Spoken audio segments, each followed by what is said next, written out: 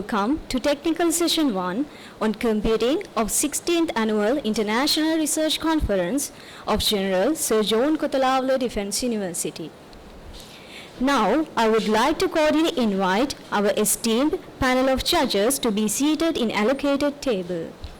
Dr. Pulasti Gunawardena, Senior Lecturer, University of Sri Jayewardenepura. Mr. Daminda Herath, Senior Lecturer, Horizon Campus.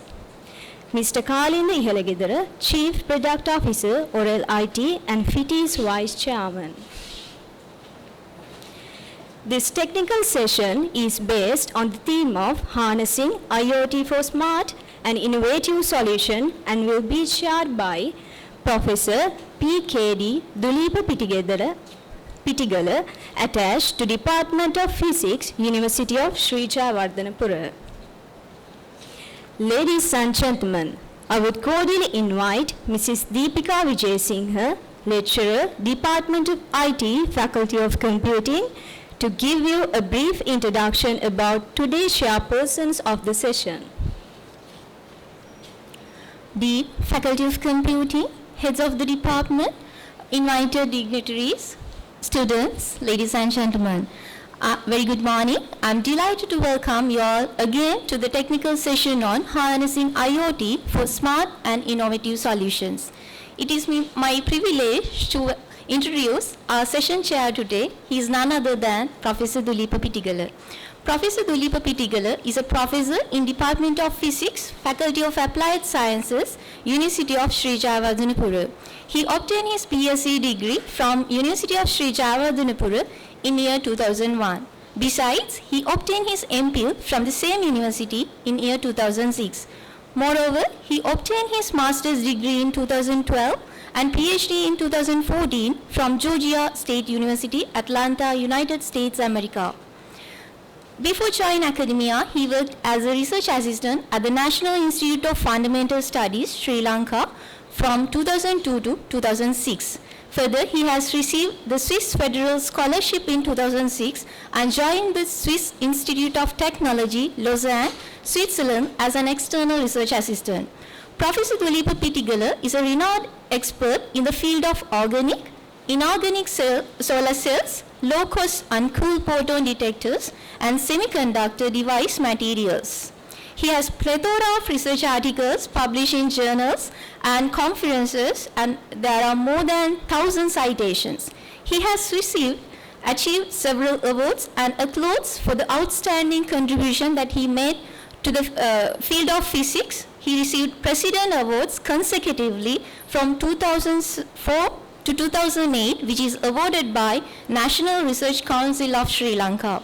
Further, he has received a special award for excellence in year 2007, which is awarded by the Laboratory of Photonics and Interfaces for his contribution to demonstration in a stable solid state DSSC.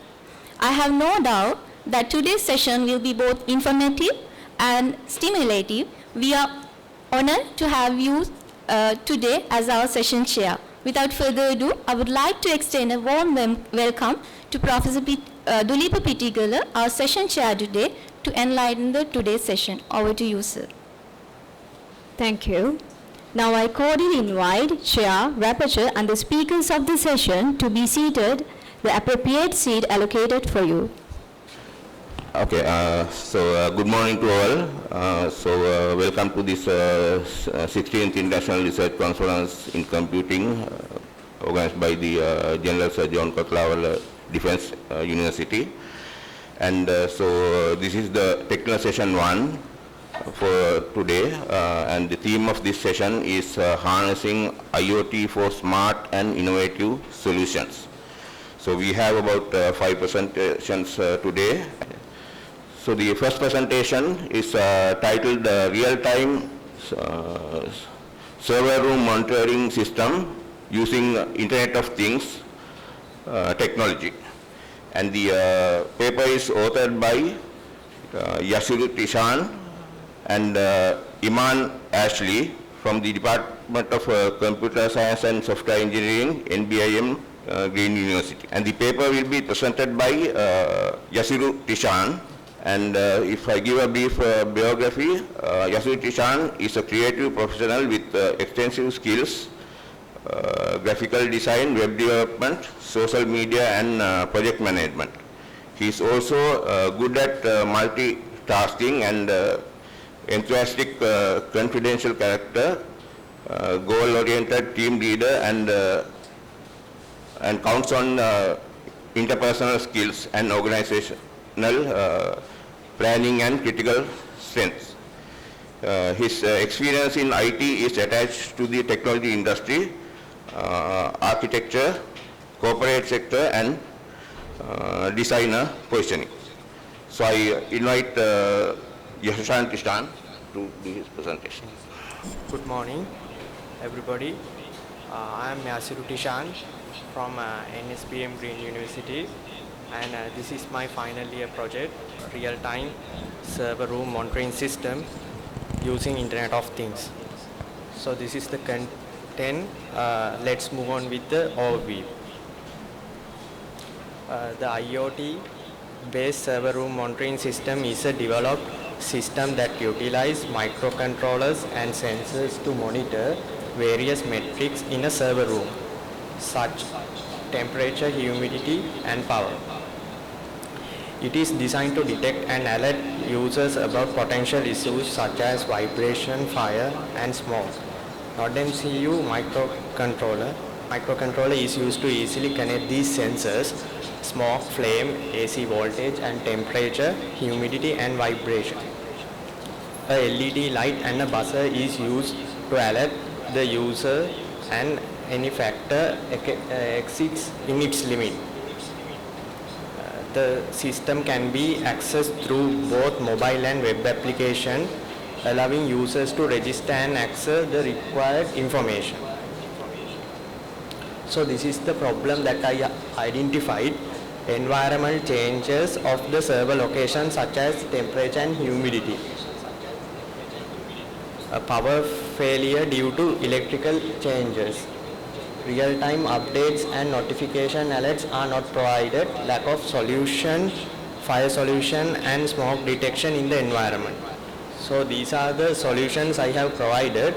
Mobile application interface to display real-time updates to user with email notification, metrics monitored through graphs as temperature, humidity, and vibration.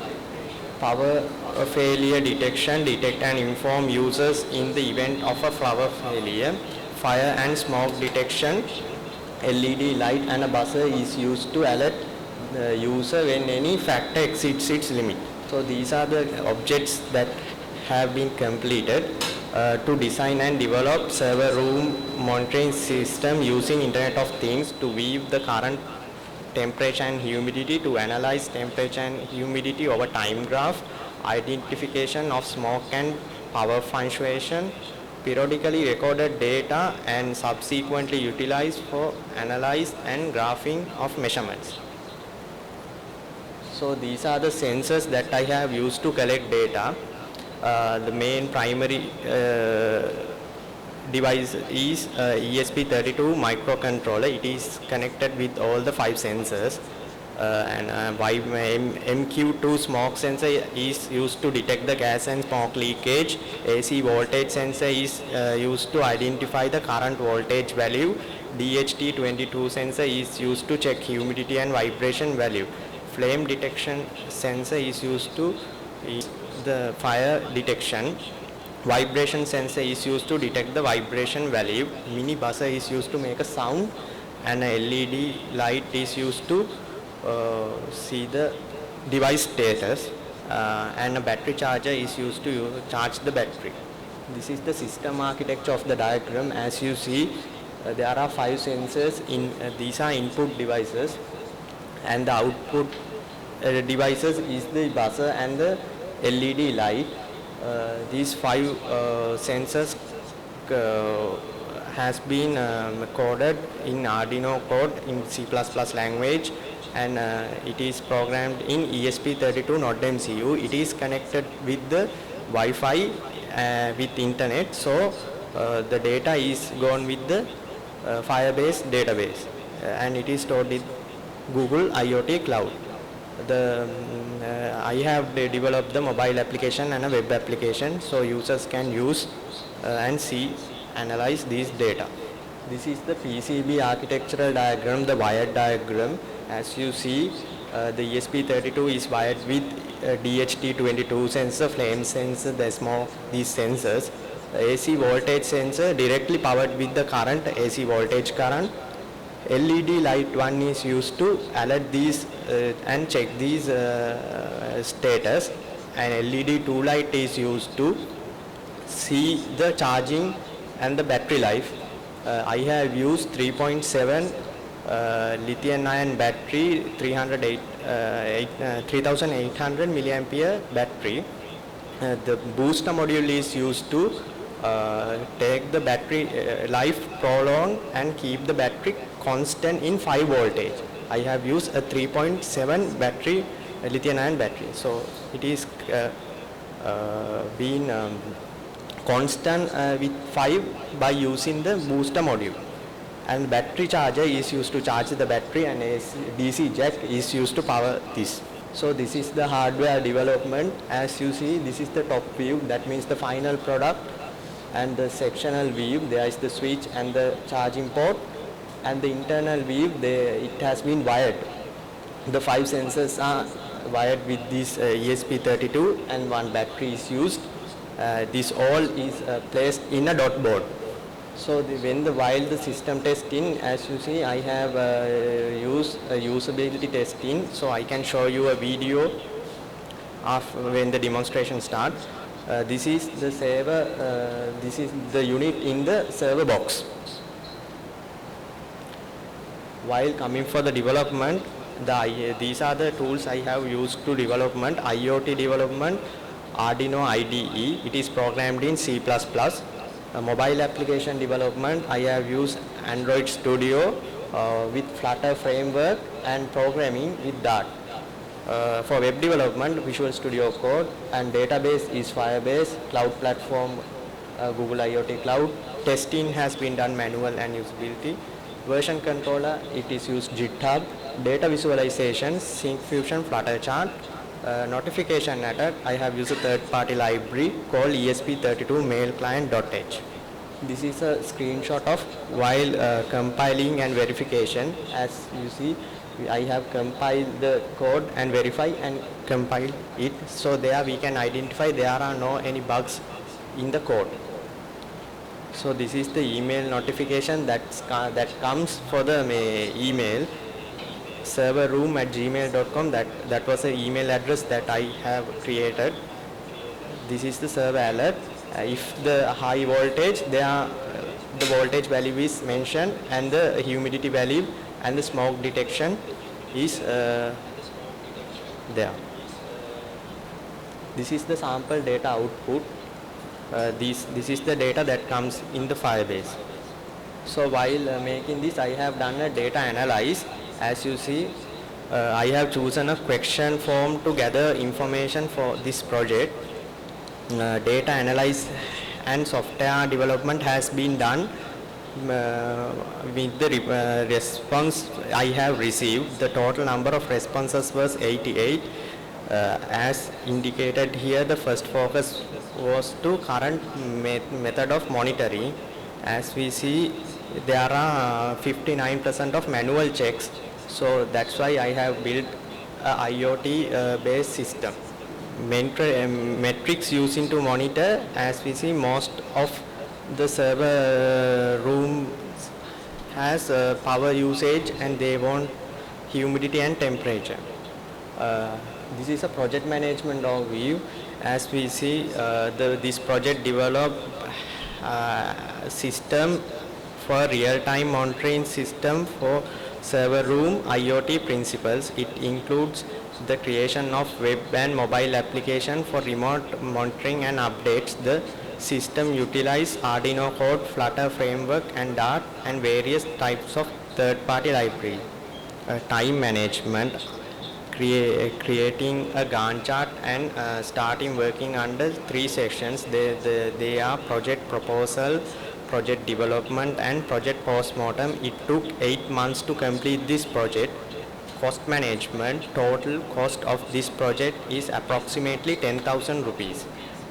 Quality management, as you see, the quality and the depends of the scope, cost and time. Therefore, a more productive was created on a low cost within a short time. Risk management, identity a technical challenge, reasonability and scalability risk, addressing them with migration strategies. Communication management, involving the admin and user, fully controlled responsive application functionality. Stakeholders are IT manager, network administrator, server room technicians, data center operators and IT consultants, and who are responsible for server room management. So finally I have come up with a conclusion: fully working IoT device and a product to the industry. All objective has been met, developed with the time period, a user-friendly web application and a mobile application, real-time updates provided through web application, functional and useful monitoring solution for business and all sizes, integrating Flutter and Visual Studio Code for efficient development, implementation of Arduino of the project with sensors.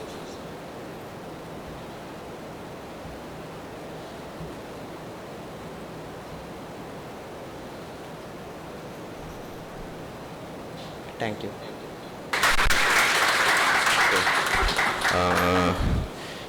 Thank you, Mr. Tishan, for the nice presentation. So it's time for question and answers. So I invite you to, if you have any questions, you can ask from the authors. What is the novelty of this thing? And I think you have done a kind of good market research on this. So what is the novelty and what are the existing systems that you found in the market for the moment? And what is the significance, difference if we compare like Immersive or something like that, what are existing server monitoring systems? So can you elaborate kind of things like? First of all, I'll say there are many things to monitor, such as humidity, temperature, all those things. So in the industry there are various metrics, units, smart energy systems and smart server room systems. It is some of these devices are powered with Raspberry Pi, and I have used a simple system for testing and for reasonable cost. That's why I said that for the scope I have used a quality product with a good time management and a reasonable cost. So it costs like 10,000 rupees. So it is these all sensors are testing sensors. So the somewhat they have an accuracy, not most of the accuracy. In the industry they use some of the various systems that may cost more, and it is very expensive to use these sensors. So my part was making a device with power up with Arduino for Arduino development and making this product and selling like a marketing this product. Right. I'm just asking again, what is the novelty of this? That means what is significant on your system, like system or product, when comparing to existing systems in the market?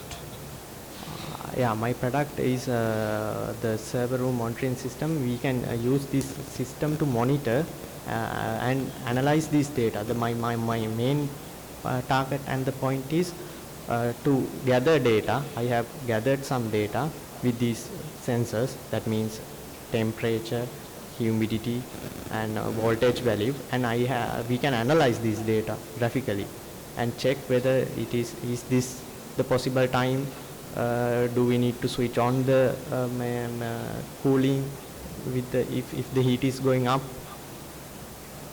like that. Okay. So can you tell me what are the languages were you using for this? For the mobile application development, I have used Flutter framework with Dart programming language. Even the web application was done under the Flutter programming language. And why did you use Flutter for this application? Yeah, this is a language. It is easy to use, and a good UI interface will be more than using Java and other languages. And it is easy to show the graphical information that I have mentioned. Sync Fusion Flutter charts can be arranged for the graphical interface. Okay, why do you use ESP32 microcontroller? That's my first question. Yeah. Next one, are you not planning to send SMS? Can you give some mechanism to send the SMS? And also, right, and do you collect in historical data and to do the analysis? Yeah. Can you? Okay. The first question, ESP32 device is a device that can use we connect with Wi-Fi. It is very easy to communicate. On behalf of using Raspberry Pi, I use this. It is very simple to connect and make changes. Send him SMS? SMS question, I had no time to complete this SMS. That's why I have moved with email. Because email is a professional way to communicate with the industry. Historical data analysis. The data can be stored in the Firebase. Is stored in the Firebase. So if the data stored in the Firebase, these are represented in timestamp. So we can see the periodically data from the Firebase. We can update the Firebase and take the storage to maximum. Thank you. Okay, thank you, Mr. Tishan, and we'll thank the author again by applause.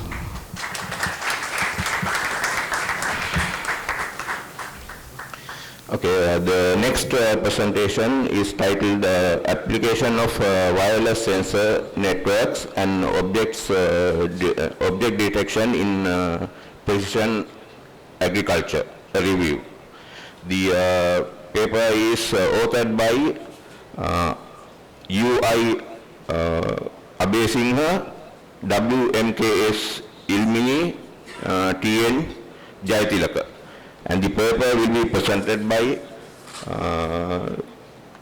UI Abeyasinghe, and the authors are from the Department of Computer Science, Faculty of Computing, Sir John Katalawala, Defence University. And if I give a brief introduction,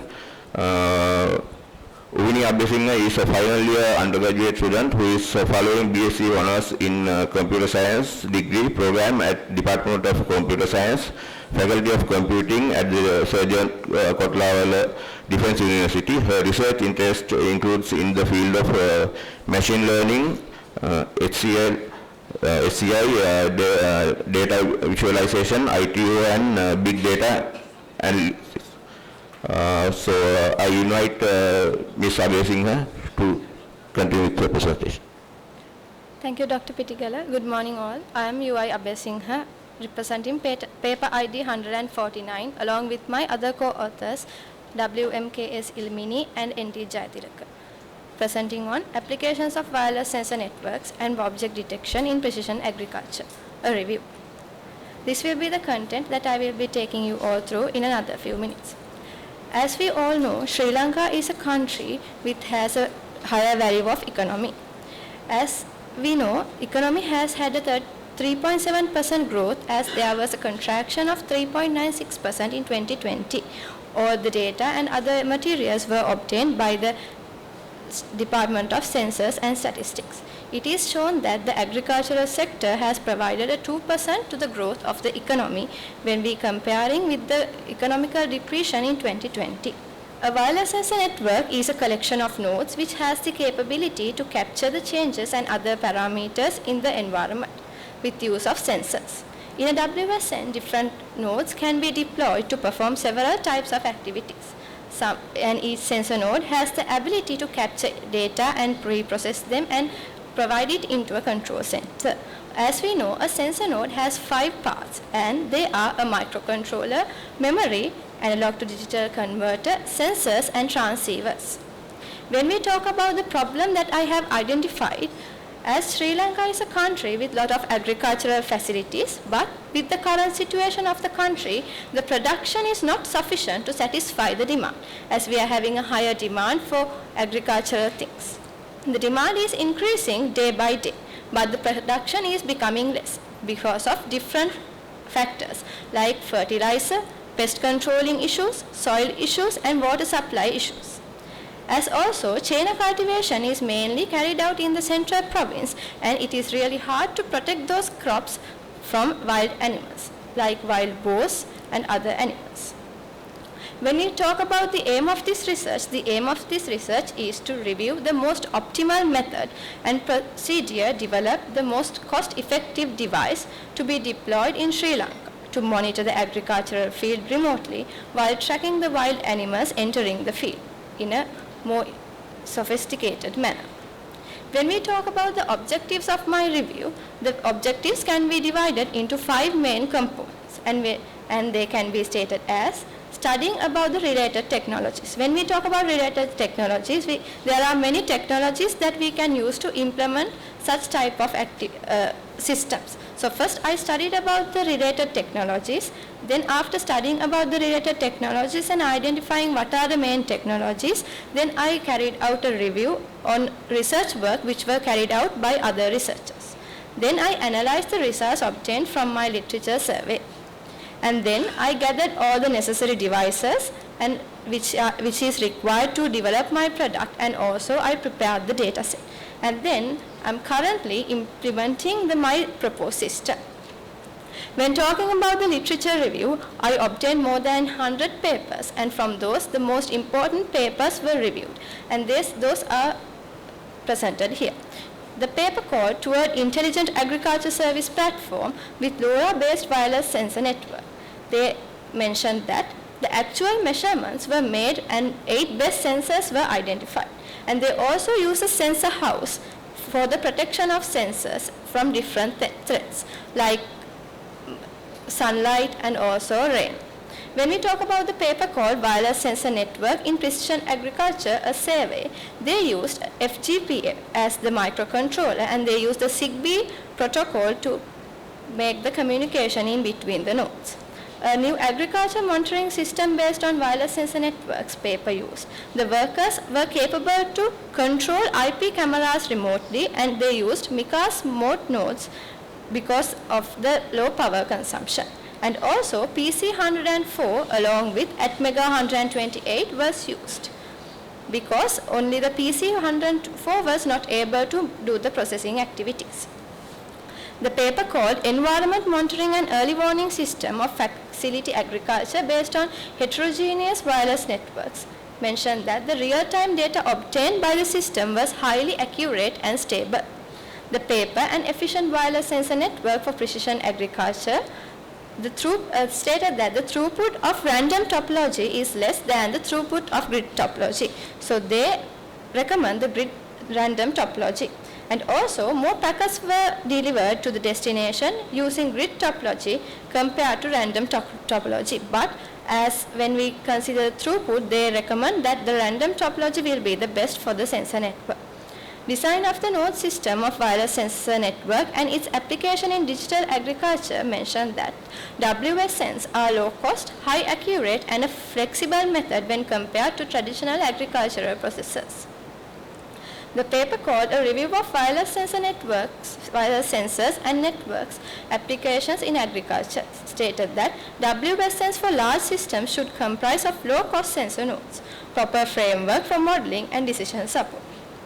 When talking about the machine learning based papers for object detection, improved machine learning methodology for high precision agriculture stated that the accuracy of DTE is 94.27%, while baseline was accurate only for about 90.07%. And they proposed that the DTE is the most accurate and is a very less amount of misclassifications. A study on sensor-based animal intrusion alert system using image processing techniques. They used live video by deployment of cameras, which is one of the main image processing techniques. The final paper, Wireless Sensor Network for Precision Agriculture Monitoring, the sensor nodes should have the ability to organize by themselves, and also they should consume low power as well as less energy. When we talk about the proposed solution, based on literature review, I am going to develop a wireless sensor network to monitor the physical conditions of the field in a remote manner without visiting the field physically, and also it has the ability to capture images and track intruders who are entering the agricultural field. Especially I am considering about the animals. When we talk about the methodology of this review, first I identified the problem and then I identified the solution, that is to implement a wireless sensor network. Then I searched for related research which is based on developing wireless sensor networks and object detection. Then from the 100 papers selected, I filtered the most important 60 papers and also read their abstracts, introduction and other conclusion, and extracted the 10 papers, and they were divided into 2 topics as WSN based research and other techniques. Then I read the full papers and tabulated the input, technologies and output, and then finally the systematic literature review paper was presented. These are the results that I obtained through my literature review. When we talk about the protocols that they have used for the communication, most of the papers use ZigBee, and the second highest was LoRa, and then Wi-Fi and Bluetooth was used in equal manner. The baseline and DTE algorithm were the 2 algorithms used for object detection purpose, and the fields were monitored by capturing images using cameras, and the captured images were analyzed by image processing techniques. And also an SMS was sent through the GSM module to the farmer, notifying that an animal was observed. When we talk about the implementation, I will be implementing only one node, and I will be using a Raspberry Pi, a fisheye camera, and a temperature and also a temperature and humidity sensor and a soil moisture sensor. Then the information will be transferred to the IoT cloud, and through the cloud, the data can be viewed in real time using a laptop or desktop computer. After analyzing the results obtained, the authors stated that the most suitable machine learning algorithm to be used for animal detection is CCN, and VGG16 can be used as the base model. The Raspberry Pi fisheye cameras and will be the most appropriate to be used for the IoT device. These are the references that I have used when I'm doing my systematic literature review. Finally, I would like to state that this research was conducted as per the partial fulfillment of the final year project course module. Our gratitude goes to all those who voluntarily supported in surveys, the academic staff of Faculty of Computing, KDU for encouragement of the study, and the organizing committee of KDU IRC 2023. Thank you. Thank you, Ms. Abeyasinghe, for the nice presentation, and the presentation is open for discussion.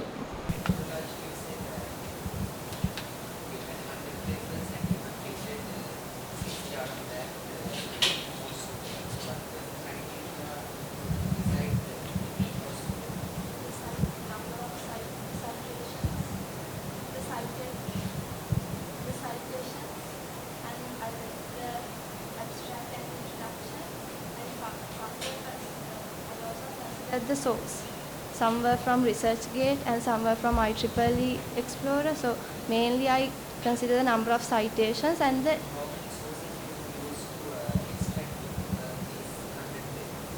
I used Google Scholar, ResearchGate, IEEE Explore, Academia. Okay, you are using the Raspberry, Yes. right? And what is the reason for using that one? Yeah, the other thing available is Arduino. When compared to Arduino board, Raspberry Pi is the newest technology, and it has the capability to integrate sensors, and also it has the ability to run machine learning algorithms inside. Okay. The machine learning and deep learning, for example, you are doing some image processing, but you are willing to do some image processing. What are the algorithms you are trying to use? I'm using a convolutional neural network What is the reason of using that one? because I have classes. I have 10 classes of animals. So as the model is complex, I'm using a convolutional network. Right, yeah, you said like object trackers when it comes to object recognition. So why did you use fisheye camera? Just one thing. When we consider an agricultural field, it is a large area, and we have to deploy several nodes to cover the whole field.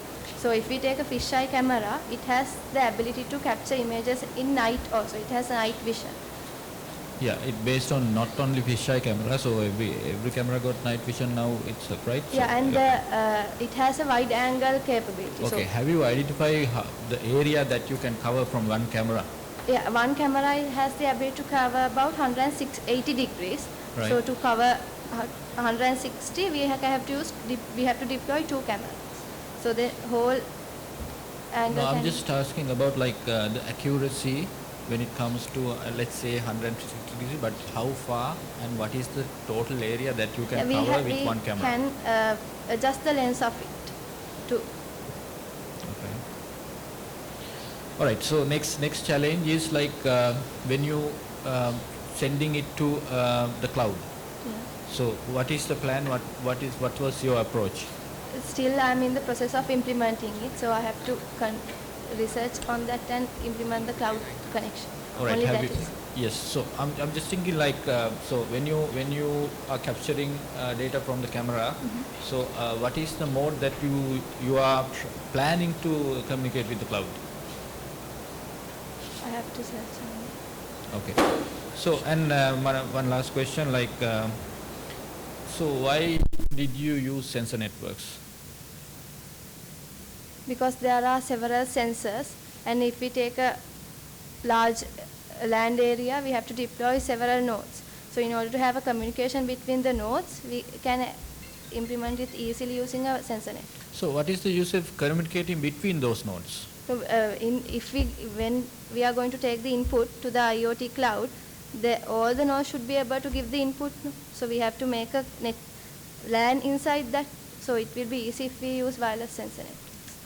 Is there any possibility to send it directly to the cloud or wherever? Yeah.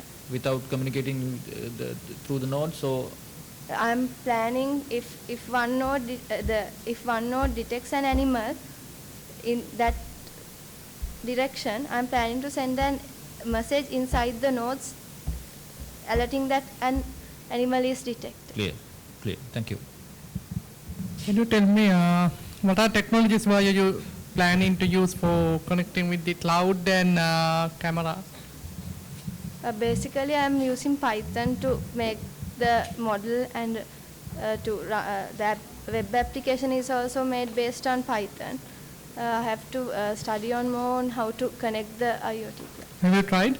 No, only that part is left in my project. So only that part you need to develop. Okay. So why particular Python? Because it's easy, when we get the Raspberry Pi, it's easy to integrate the sensors with the Raspberry Pi with Python. They have inbuilt mechanisms. Have you tried with any other technologies with this instead of Python? No. Oh.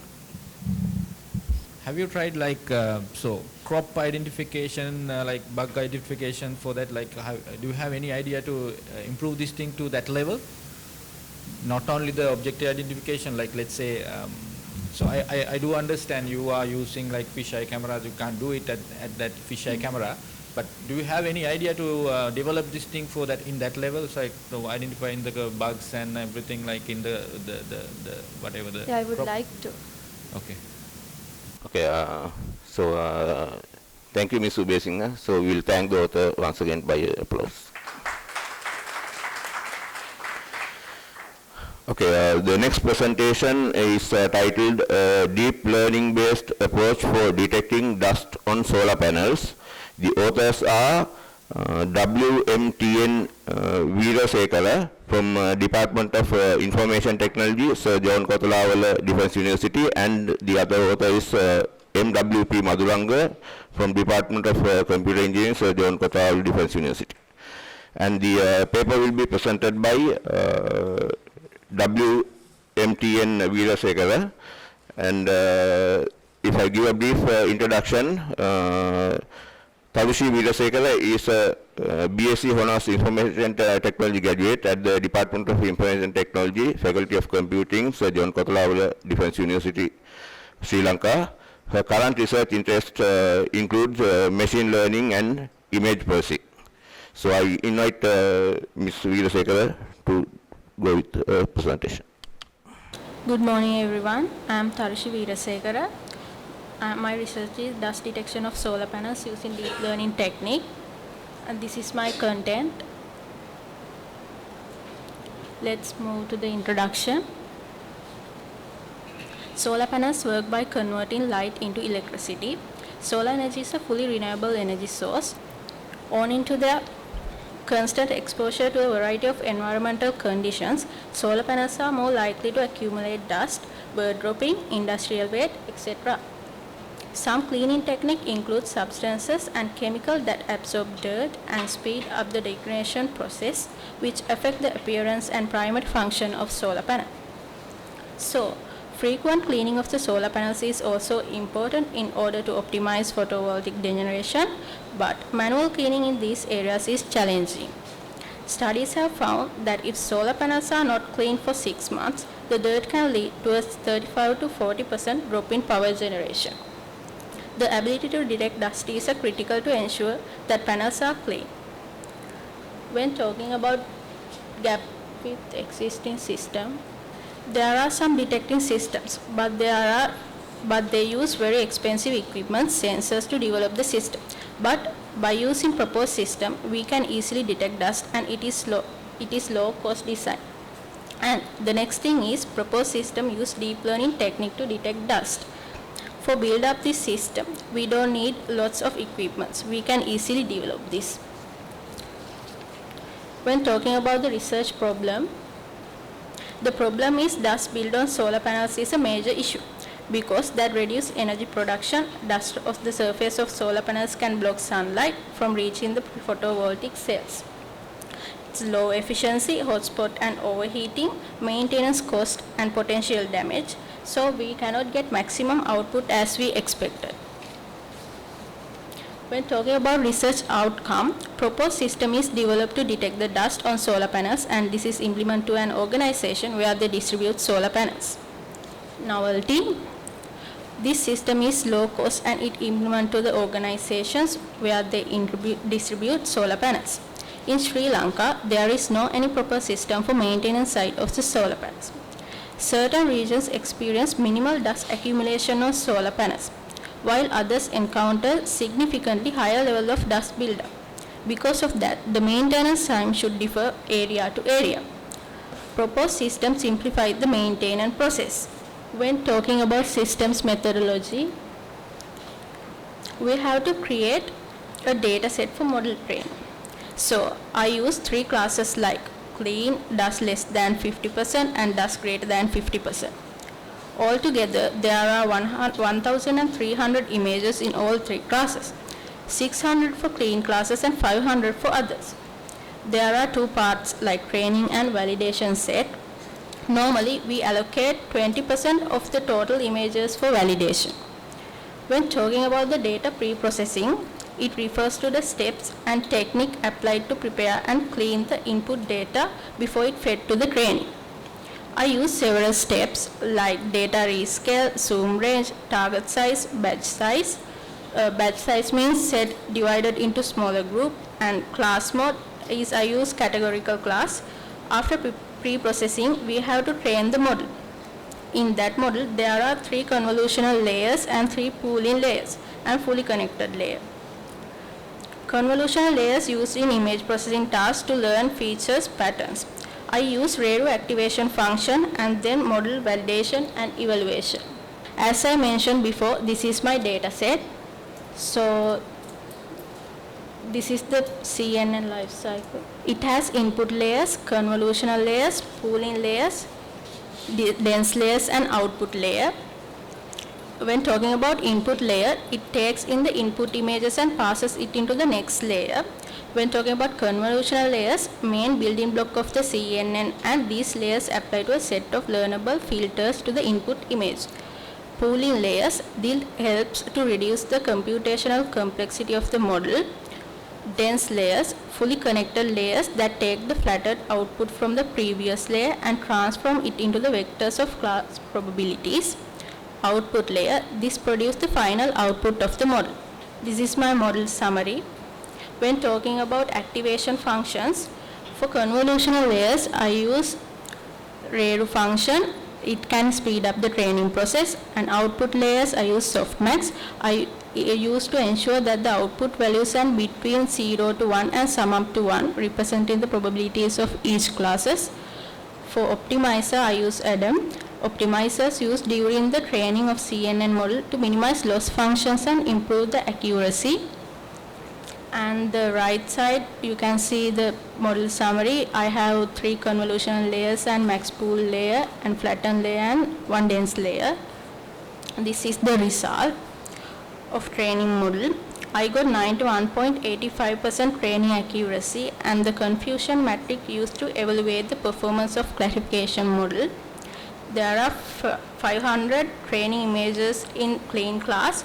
491 images are used to correctly detect by the model.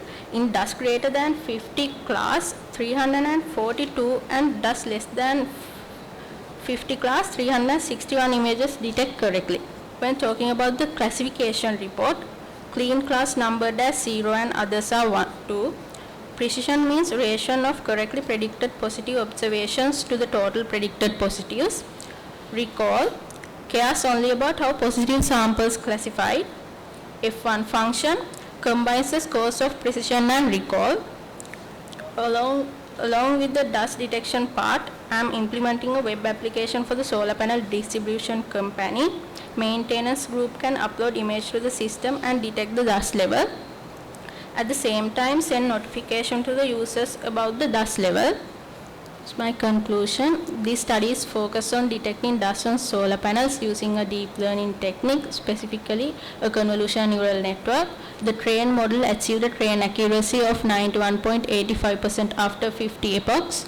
This system is low cost and simplifies the maintenance process of the solar panels.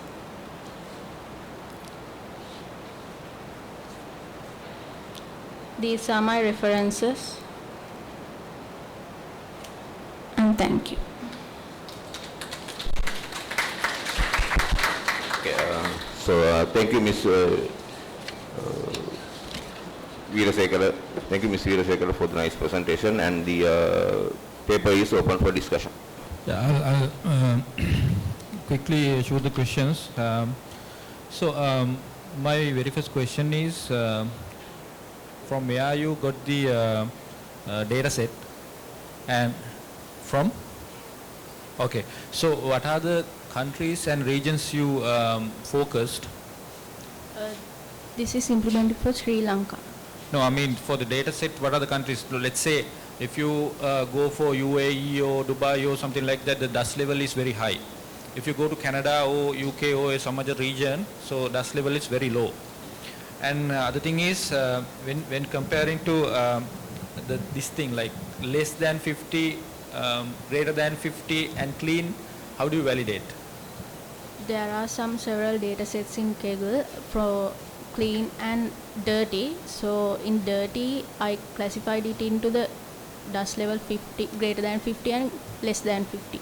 Like. Yeah, I do understand. What is the threshold levels you identified as? This is greater than 50, less than 50 and clean. So I do understand Kaggle that they will have a benchmark, but comparing to regions or countries or the higher dust level countries, so how do you verify? Like, still up to now, I just implement it in this way. Clear. I have to decide. Clear.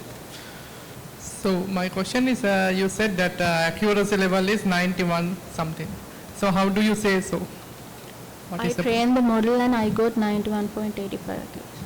Yeah, how do you say exactly the amount? Sorry?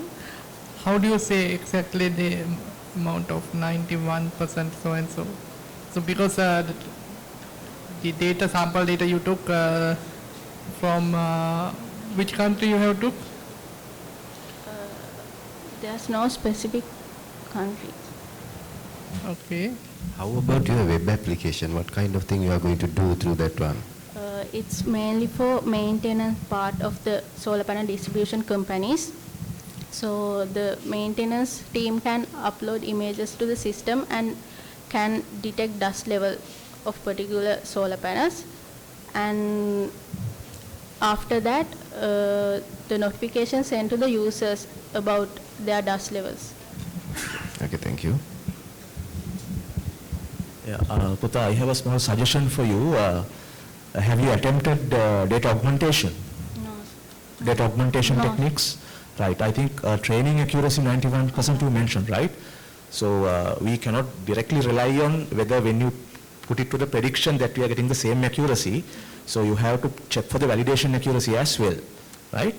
And your accuracy, if your accuracy is low in the validation aspect, it can be improved if you use data augmentation and maybe transfer learning as well. And there are inbuilt CNN architectures like VGG, mobile net, right? Various architectures are there, efficient net. So you can try on those architectures as well, rather than developing your own structure, which is also good, right? But you have to test and benchmark. All the best. Thank you. Thank you. So if there are no questions, so we'll thank the author as usual by applause. Okay, so there's a slight change to our lineup of the presentations. So the last presenter will come ahead of the one that scheduled for the now. So the presenter now, the title of the presentation is a mobile application featuring advances in immersive augmented reality inversions to support depression patients. The paper is authored by AWTD Sarathchandra, K. Herbert and Dr. P. Kalansooriya. The authors are from the Department of Information Technology, Faculty of Computing, Sir John Kothawala, Defence University. And the paper will be presented by AWTD Sarathchandra.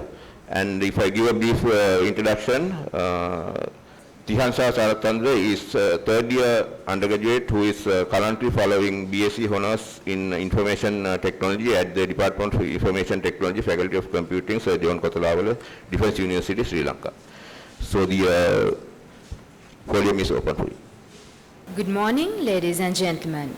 I'm Tishan Sarathchandra and my fellow author is Kevin Herbert and our supervisor is Dr. Kalansooriya. Today, I'm honored to present you a groundbreaking research paper that delves into the exciting realm of mental health innovation. In a world where depression affects millions of lives and traditional treatment methods face obstacles, we introduce Connect Well, a mobile application featuring advances in immersive augmented reality interventions to support depression patients. So, what is depression? The World Health Organization defines depression as a mental disorder that involves depressed moods or loss of pleasure or interest in activities for a long period of time. So let me ask a simple question from the audience. Could you please raise your hand if you have ever experienced depression or know someone who has? Yes, as you can see, it is evident from the responses in this room, depression is a major concern. And why is that? 280 million people currently suffer from depression and more than 700,000 people die due to suicide every year. So as the slide shows, these are the current depression rates of the world, which confirms and raised hands of the audience. So as you can see how important it is to concentrate on depression, let's look at the problem domain. In the present, conventional treatments are used, but the main challenges are limited resources, one-size-fits-all approach, social stigma, and financial, geographical, and time constraints. These challenges lie in bridging the gap between patients and professionals. So moving on to the next slide. There's a small video clip of a TED talk done by Mr. Matt Vogel, a leading voice on mental health, talks about his own experience. Let's have a look. Even crazier is that almost dying by suicide wasn't my rock bottom. My rock bottom came when I tried to access care in our snarled mental health system. Long wait lists, yeah. You've been there. Long wait lists, misdiagnoses, medications that made me feel worse instead of better. Hell, I even had a shrink fall asleep on me in the middle of our session. Yeah. And then have the nerve to ask me for my copay. That was my rock bottom.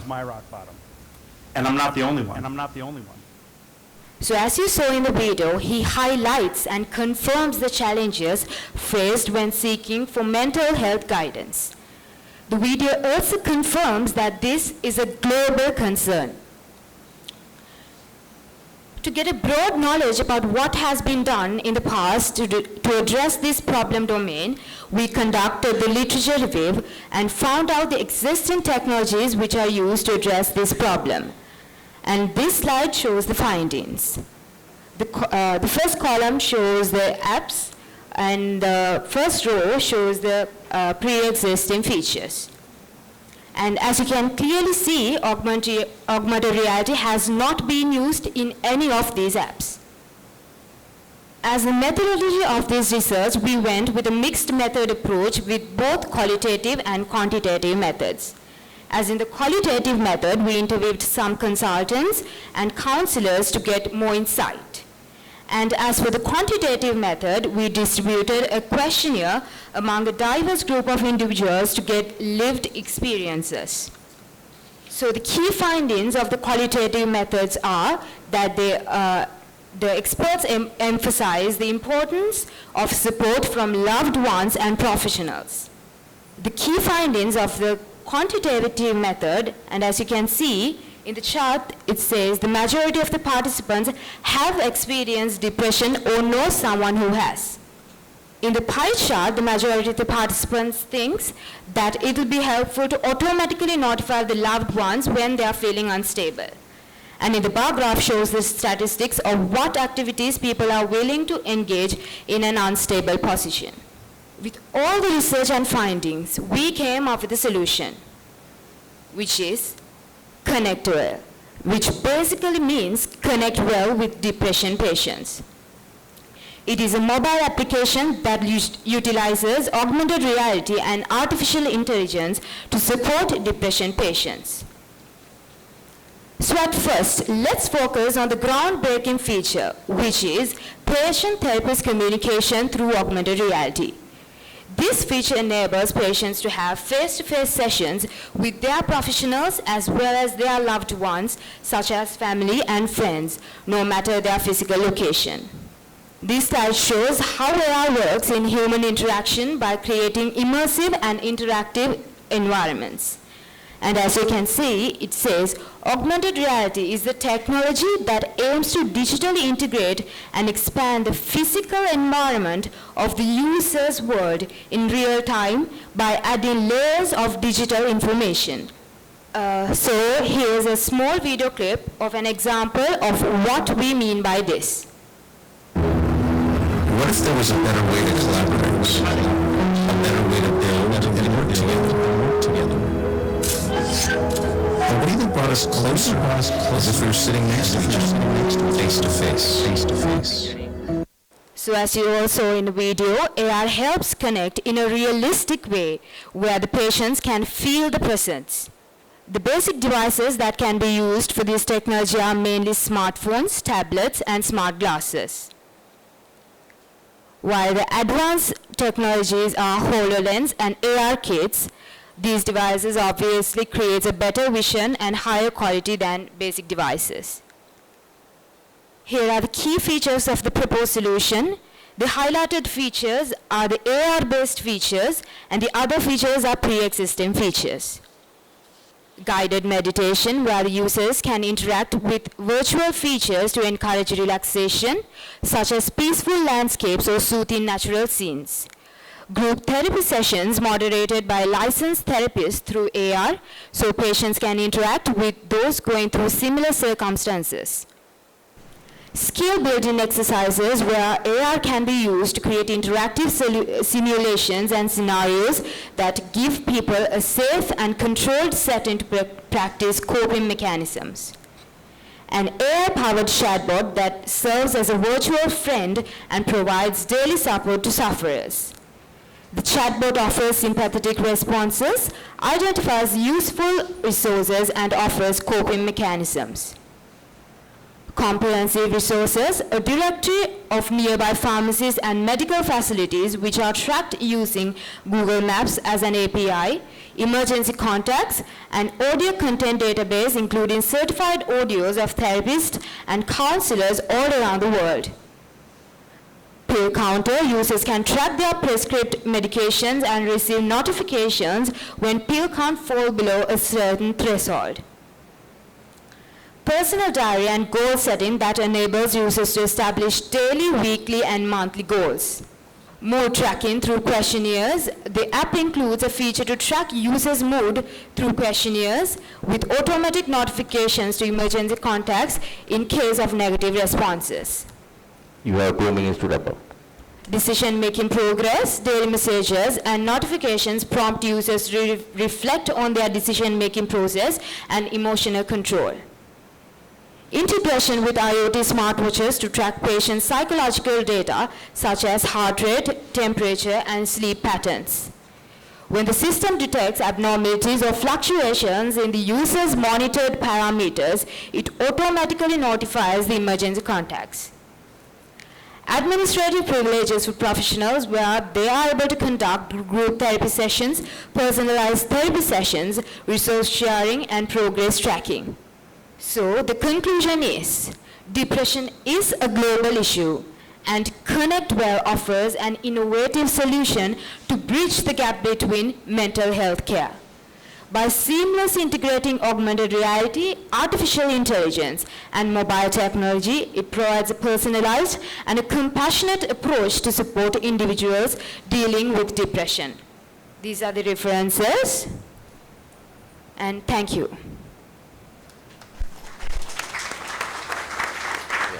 So, thank you, Ms. Sarathchandra, and the paper is open for discussion. Can you tell me what is the reason you select both qualitative and quantitative for this? To get a broad idea about this mental disorder, so we conducted about 4 interviews with counselors and consultants, psychiatric consultants. So we got to know about how these patients feel and to get a broad knowledge to implement this solution. And how many patients were examined? Patients, we have 67 participants in the questionnaire, sir. And what are the theories, such as in psychological theories and so? What are theories were you followed to? Psychological theories, sir, we actually interviewed the consultant and got their knowledge about what happens and how the patient thinks when in this condition. And why particularly chatbot you use? Yes, sir. Chatbot, it can be used as a mental, as a friend, and to help them overcome this some episodes in their life. Have you tried that, or just a theory you are presenting? It's a concept paper, sir. Okay. Right. Can you explain how you are going to do it personalized, right, based on the user, how to personalize it? Yes, sir. For now, the personalized options are that there are audios that can be personalized, and we are asking questions from the user, so they can enter the input, and so we can track their moods, and we can give a personalized solution. Yeah, I was about to ask this same question. So, personalization in the sense you are not dealing with any AI or anything, right? Not at the moment, sir. Right. Then it's a bit of a challenge, what I thought, like when it comes to personalization. And other thing is why you didn't thought of metaverse? Excuse me, sir? So why you didn't thought of metaverse to address this question?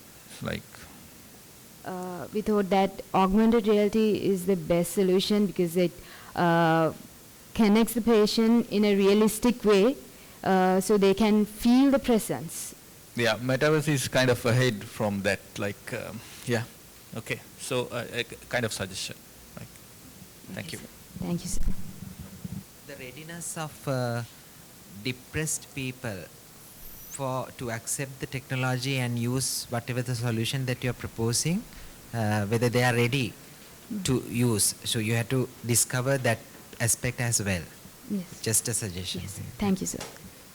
Okay, so if there are no more questions, then since we are going over time, so we will go for the last presentation of the session. Question, sir. So the title of the sorry. So we will thank the presenter as usual by applause.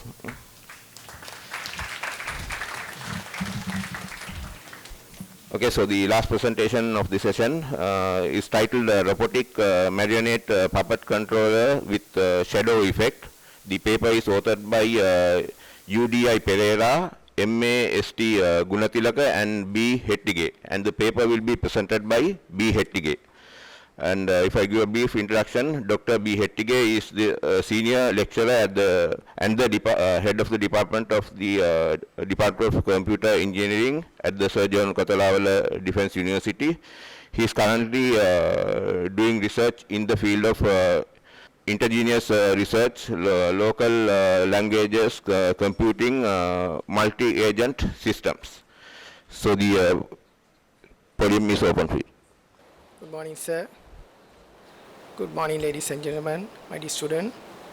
Today I am going to present here robotic marionette puppet controller with shadow effect.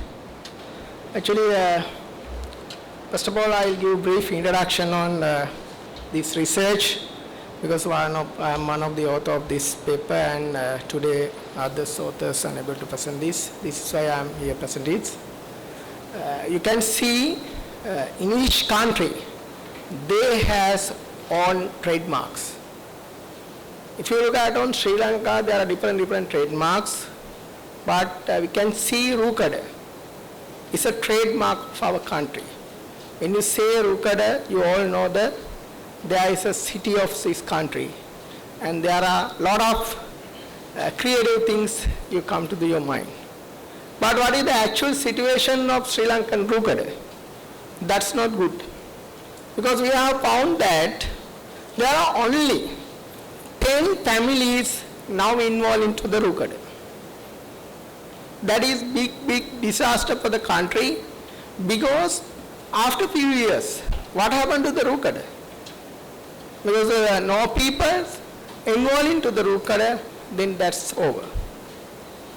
Right? Then we are thinking about research on that area, and we are think how we can give some value for that Robotic. Then we are doing research on that and how to how we develop that Robotic through the computing technology. This is the one of part of this is the ongoing research, and we are doing some part of this research on here. Actually, this is the some of my presentation today. I am going to quick here. We give introduction and give some idea about Sri Lankan Robotic, then related works and problem, then solutions, then what are the specially approach we use for this. as an introduction, you all know the Rookada. I'm not going to introduce more on that Rookada. First, I'll show you some video.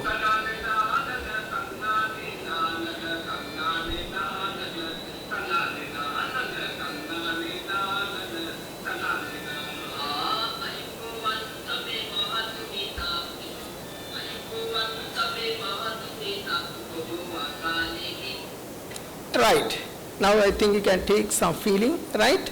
Now think that how we automate those Rookada things into the robotics.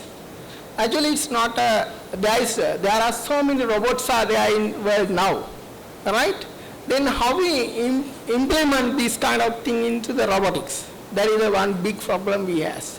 Because you can see that in traditional puppetries or Rookada, it's run on some strings and run on everything, and the legs and hands are free. Then we cannot use our traditional robotic techniques to incorporate those things. And also traditional humanoid things cannot use. For example, you can see that in our arm, there are several joints are there. We can control those arms and other things through these joints. But you look at on puppetries or Rookada, it's always done through some locations. We grab on that Rookada and up down through the strings. That is the main things and main important point of Rookada. Then we going to, in this research, we are going to, actually we are doing some, right, to make some kind of mechanical component to do that kind of mechanical part. Here, now please look at on this video. I think you are very interested on that. This is the real Sri Lankan puppets.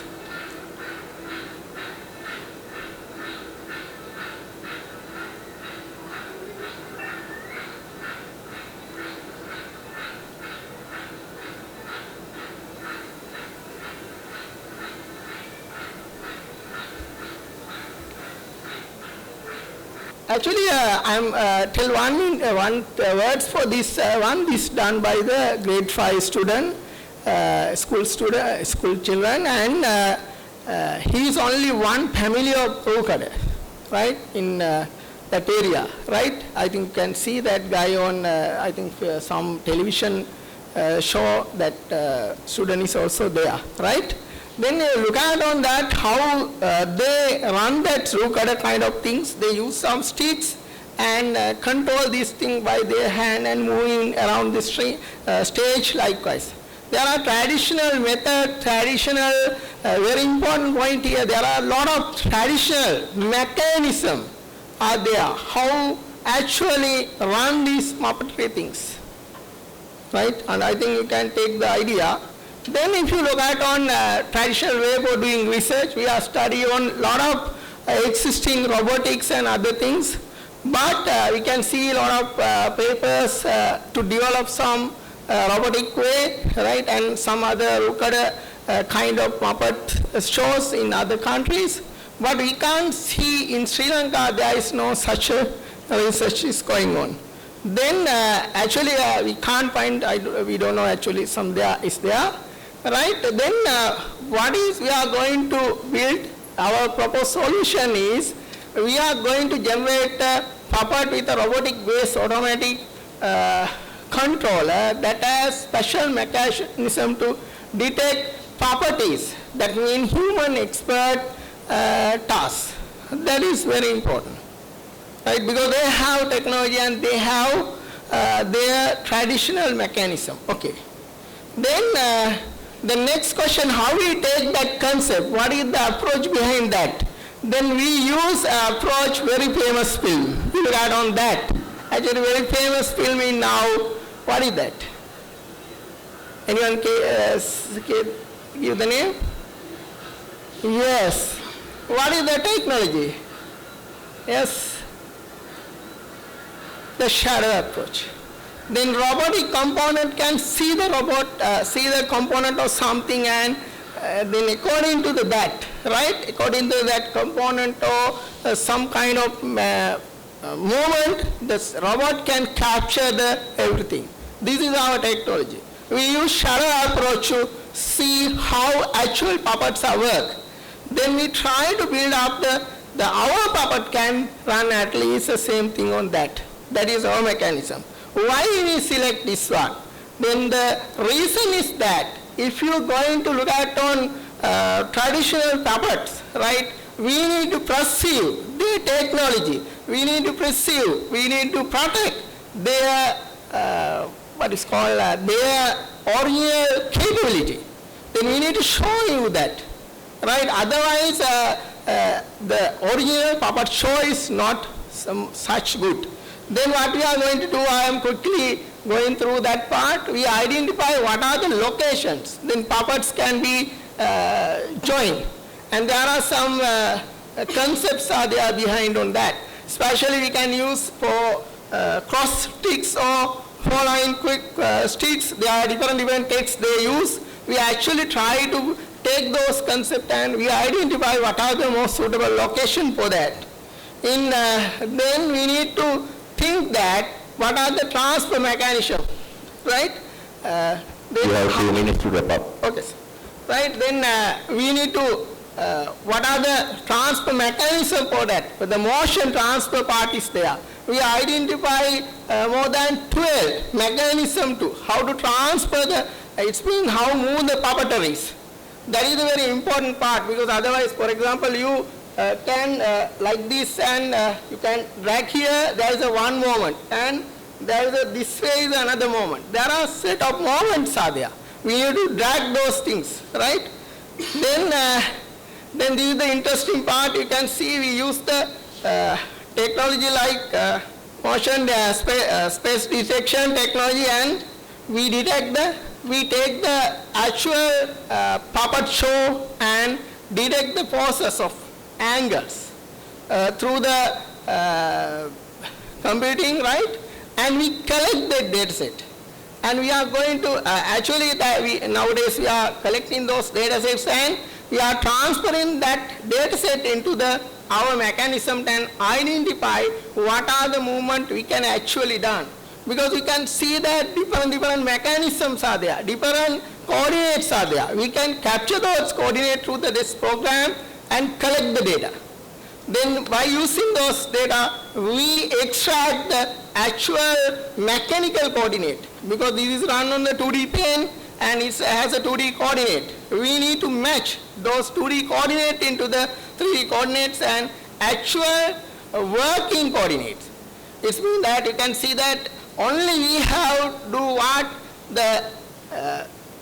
take the string or release the string and location of the string. Right? I think my time is over. Yes. Then thank you very much for the time and all. These are my references. Thank you. Thank you, Dr. Hettige, for the nice presentation and the paper is open for discussion.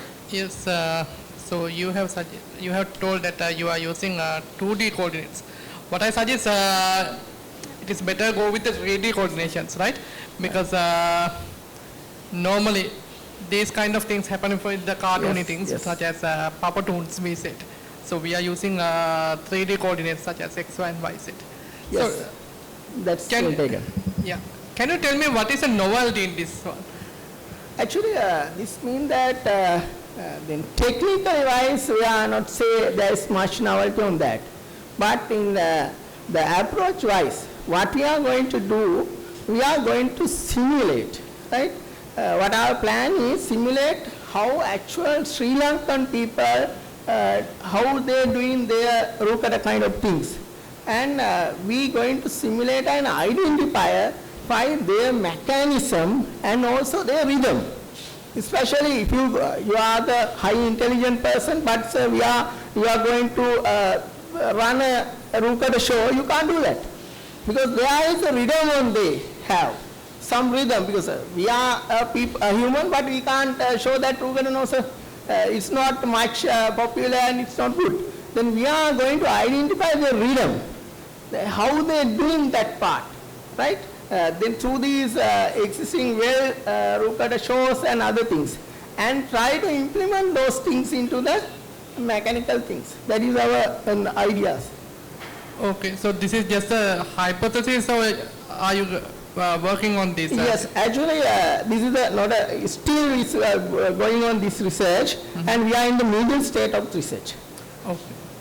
And what are the technologies where you plan to apply for this, and whatever the languages? Actually, in this data collection part run through these post detection technology which run on the Python, and we run a program and detect the data, and then we are going to the machine learning techniques and identify those coordinates on that, and then there is a robotic part is there, and then we use motors, and we are actually doing some in these days we are doing some post estimation part, because then we have one root cutter. That root cutter has a weight of 4 kilograms. Then we have some problem is that because their original root cutter less than 5 kilograms are weighted. Then if you take this arm on this kind of location, and it takes more than some kind of high weight is there, right? Then if you grab on this kind of location, then it's not much of weight. And one problem is that weight of the actual root cutter. Then we are going to calculate what kind of post and what kind of motors required for that. Normally we use some kind of some motors, but it's not much enough for the take heavy attention, because you can see that the normally string can be like then arm is move like this, but sometimes in those root cutter there is different quick motions are there, and the speed of heavily change the speed of the motor speed and other things, because you in a hand the stick can grab quickly or slowly, that's not a problem. But if you go into the motor level, mechanical level, robotic level, there's a lot of things we need to do. We are in the middle of research. And have you researched on this with the other countries? I mean, have you referred any other researchers? Yes, we have research on that. There are five, six. We have seen some puppetry systems and some things are there. But main idea is that we need to take the original on our traditional things. That is the main idea, sir. This is why we use exactly, because you can see those kind of, what I say the word is movement, is not available in any other country. If you say this one, the first root cutter says the colon root cutter. It's only for Sri Lanka. There is no other colon root cutter kind of things, other things. And also, if you say, if you take some stories, according to our Jayathilake, there are a lot of stories are there. Yes, but what I mean, if you can refer, I know it is you are following whatever the cultures and all. Okay. So if you can refer whatever technologies which other countries, especially USA or whatever other countries use, right? I think much better, so you can apply them. Okay. One question, sir, is you are using the DC motors. DC servo motors. Actually, we are not using normally we can use servo motors, right? But we are trying to take these things. Actually, at the moment, we are not finally take a decision which motor is used. Okay, sir. Yeah, I'm trying to understand the objective of this. Like, so you're gonna capture the real movements, then you're gonna transfer to get. I mean, like, let's say a skeleton or whatever thing, like gesture recognition. Then after that, you're gonna transfer it. Yeah. Yeah. So, so this is for future use of like identifying the rhythm or keep the tradition go further. Or I mean, like I need kind of explanation of this.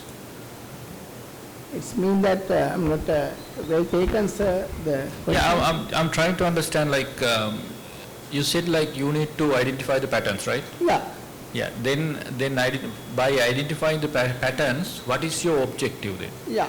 Actually, sir, the thing is that what we in our research main objective is that if you're going to, I'm not sure what this is the actual answer you accept, but the thing is that, sir, then you take a 2% and give them to the do a same show, but total appearance and technique is totally different.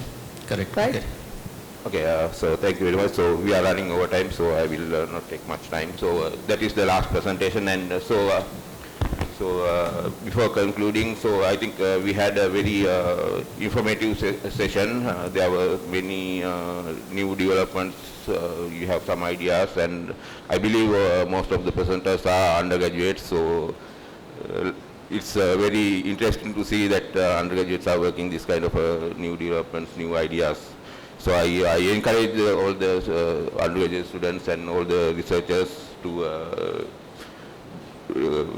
go ahead and do similar things. So that is something we need in the country for the country's development. So we'll thank all the presenters by applause.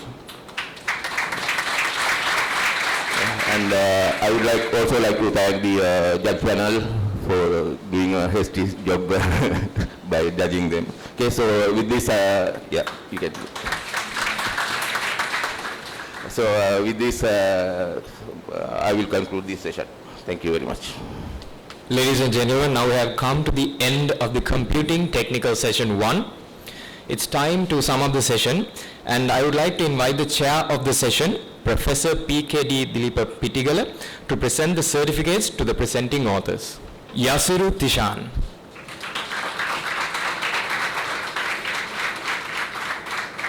Uvini Abeyasinghe.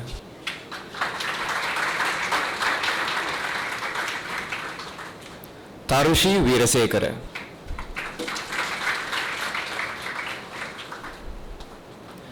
Tihansa Sarathchandra.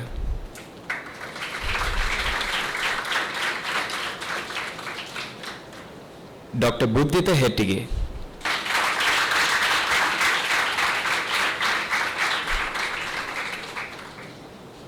Thank you, sir. Please remain upstage. Now I would like to invite the Dean of the Faculty of Computing, Dr. Asela Goonasekara, to present a token of appreciation to the chairperson.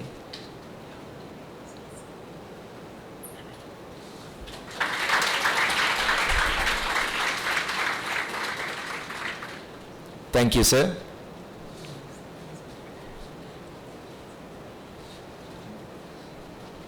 On behalf of the organizing committee, I would like to extend our gratitude to Dr. Duleepa Pitigala for chairing the Computing Technical Session 1, and with this we conclude the session.